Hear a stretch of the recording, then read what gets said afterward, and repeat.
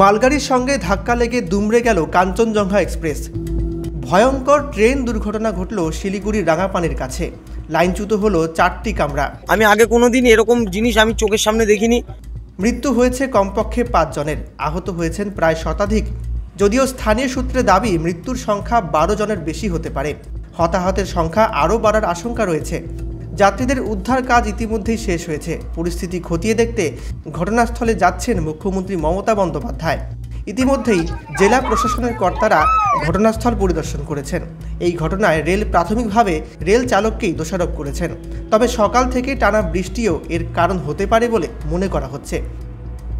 এই ঘটনার পর সোমবার সকালে উদ্ধার কাজেও বেশ সমস্যা হয়। ট্রেনে কি হয়েছিল, অ্যাকচুয়ালি ট্রেন ঠিকঠাকই ছিল। আগে কোনোদিন আমার সাথে এরকম হয়নি।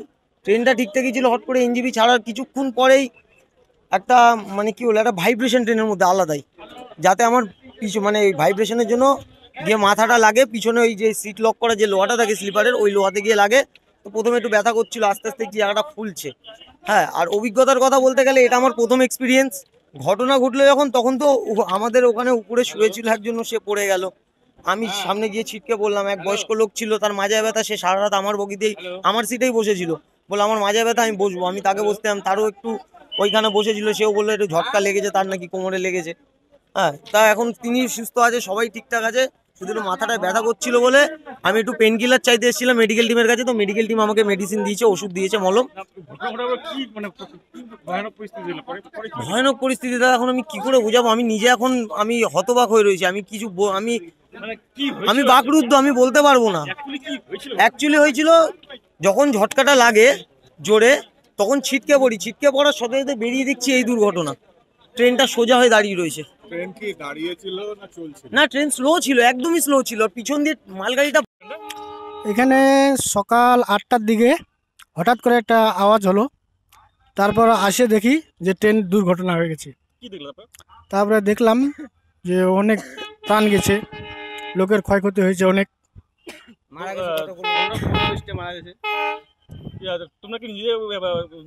হ্যাঁ, আমরা নিজে উদ্ধার, আমি মোটামুটি 40 জনকে উদ্ধার করছি। প্লাস গাড়ির রাস্তার ব্যবস্থা নাই কোনো রকম। গাড়ি বাইকে করে নিয়ে, বাড়িতে করে নিয়ে যাই, ওখান থেকে মেডিকেলে নিয়ে গেলাম। কতজনকে তোমরা মৃত অবস্থা করছো?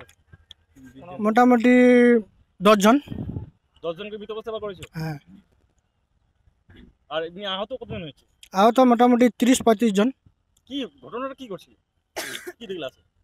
ঘটনাটা দেখলাম যে হঠাৎ করে বিকট আওয়াজ হয়ে, তারপর আসে কি দেখলা পিছন দিয়ে?